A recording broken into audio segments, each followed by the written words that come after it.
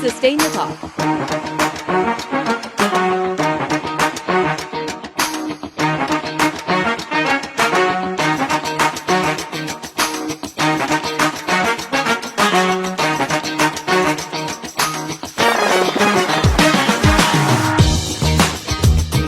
I'm Nour, I'm Hannah, and welcome to Sustain the Talk.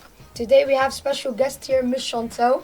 Nour Hannah, thank you very much for having me. So let's get started. What do you want from us? As students, what do you really want from us?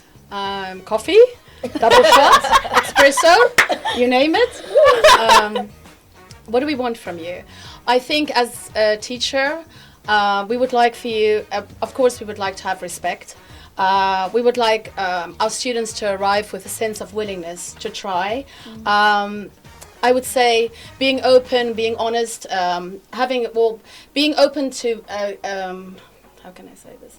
Letting teachers know when you're struggling, being honest about your educational experience, and of course, having a team spirit, showing kindness. These are all factors that helps the educational process for a teacher and student relationship. So, how is it like to be a teacher in your personal life? It never stops. It never stops. A teacher in your personal life at the end of the day, you carry a great responsibility as an educator in general. And having you as our students, you're young, you're fragile, you're ambitious, you're all of the above. And of course, in my personal life, always a teacher. Once a teacher, always a teacher. Always a teacher. So, what's different between your time at school and our time at school? I would say, from a student's perspective, the needs are the same. Academic, educational needs are the same.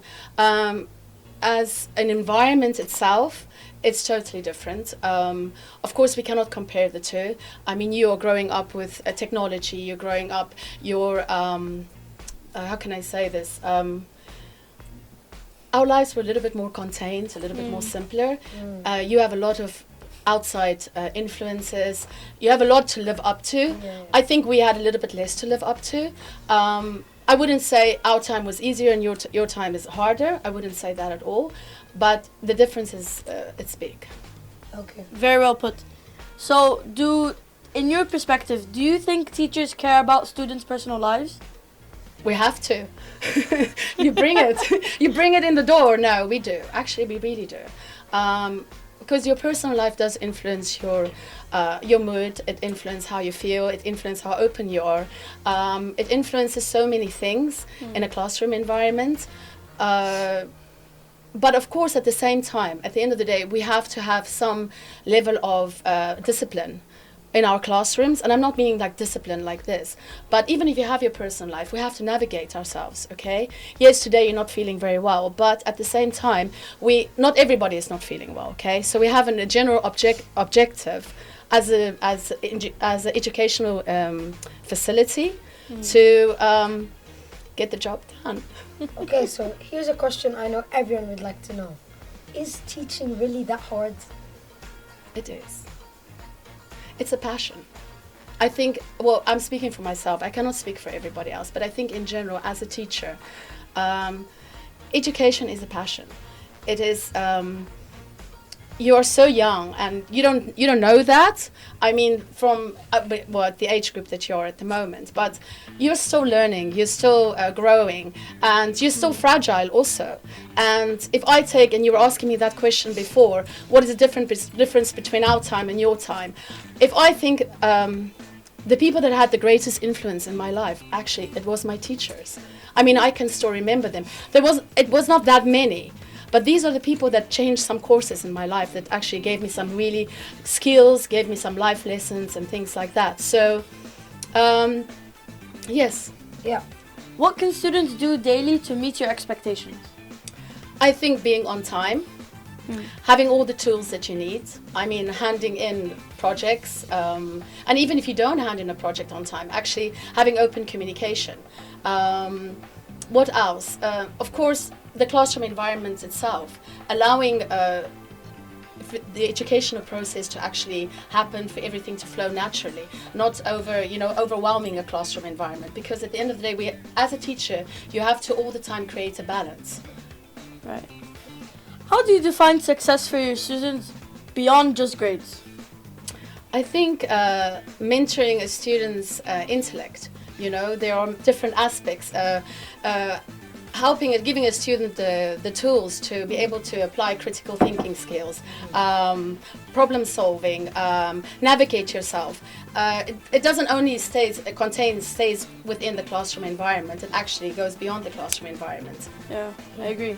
So, why do teachers get frustrated when we ask too many questions about the same topic? You guys act like you're kind of like fed up with the question. It depends, Nour.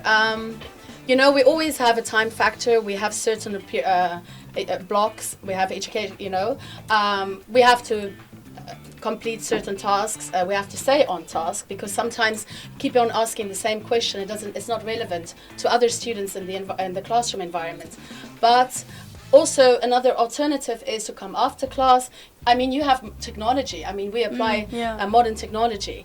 You can email a teacher, and this is a very big thing, guys. You can actually, communication is extremely important. Student and teacher relations is communicating with each other. You don't understand, you ask. Yes, you find in the class you didn't get the support that you needed or the answer that you wanted. You can email a teacher.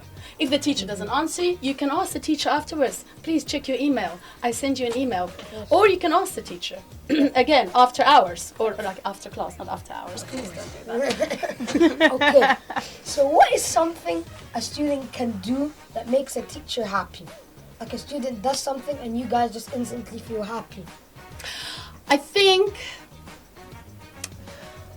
don't think it's, how can I say it? It's not intentional, okay?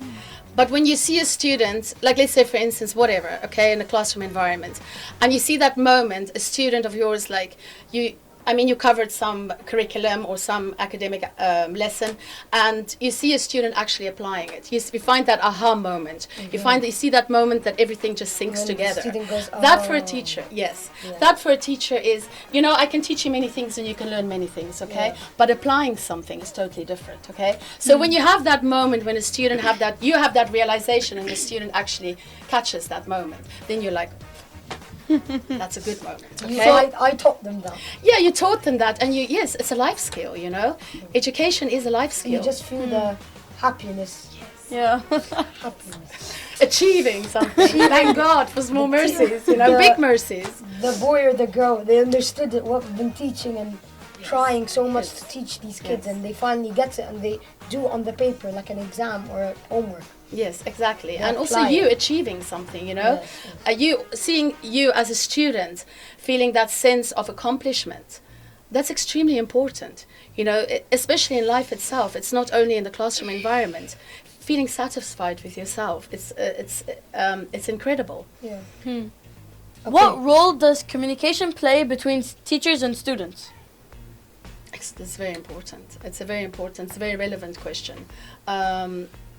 We need to know where you're at, and you need to understand what we expect from you.